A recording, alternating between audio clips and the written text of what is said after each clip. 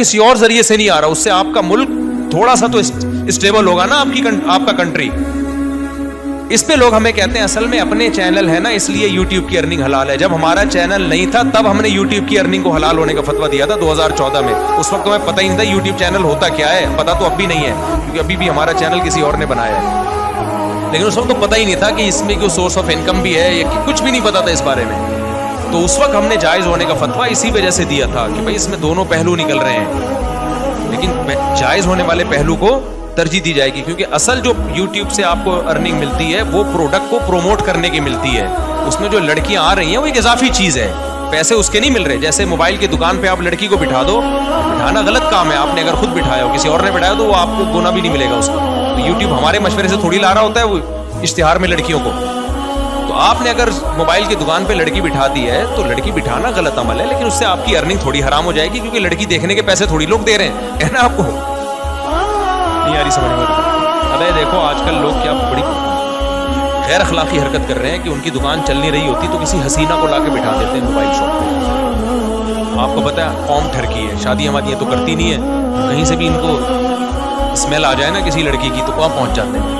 وہاں بیٹھو داڑھی مونچھوں والا عجیب سا بغلیں کے بال بڑے ہوئے اس کو وہ بیٹھا ہوا ہے وہاں پہ, اور ایک میں کوئی حسینہ بیٹھی ہوئی ہے موبائل بیچ رہی ہے. تو کراؤڈ کدھر, ٹھرکیوں کا کراؤڈ کدھر جاتا ہے؟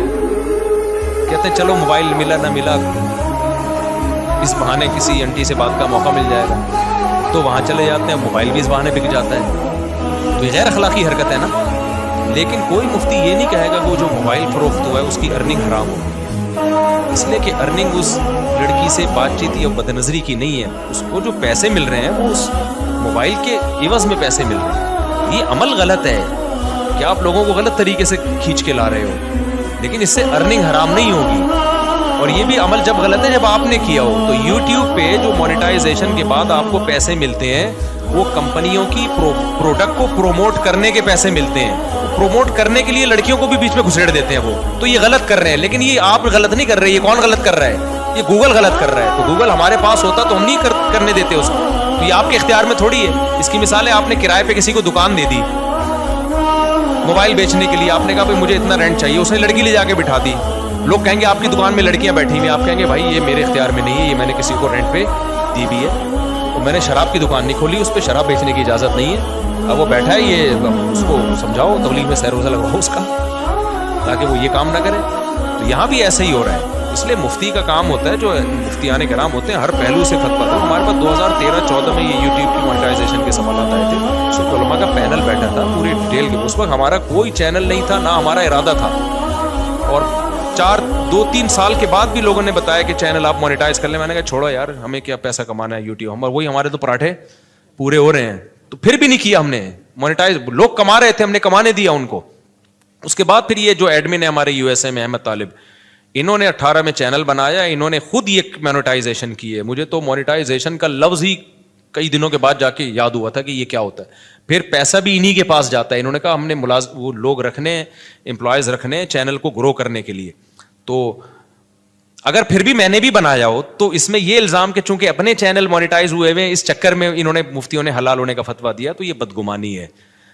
یعنی مولویوں کو کسی حال میں جو, اگر ہم حرام ہونے کا فتویٰ دیتے ہیں نا تو پتہ ہے لوگ کیا کہتے ہیں, اب یہ ان کو تو کیا, ان کے تو چارج, ان کے تو نکاح پڑھا کے پیسے آ رہے ہیں نا, ان کے تو ہدیے نذرانے مل رہے ہیں, قوم جائے بھاڑ میں, ان کو بس حلال حرام کی. تو لوگ یہ باتیں کرتے حلال ہونے کا فتویٰ دیا, اصل میں اپنے چینل کھل گئے ہیں نا ان لوگوں کے, اس لیے یہ کر رہے ہیں. تو وہی ہے ملامتی فرقہ ہے مولوی تو کسی حال میں. اور کچھ مولوی ایسے ہوتے بھی ہیں, 2 نمبر بھی ہوتے ہیں, لیکن ہمارے ہاں جو فتویٰ دیا گیا ہے وہ اس کسی لالچ کی بیس پہ نہیں دیا گیا.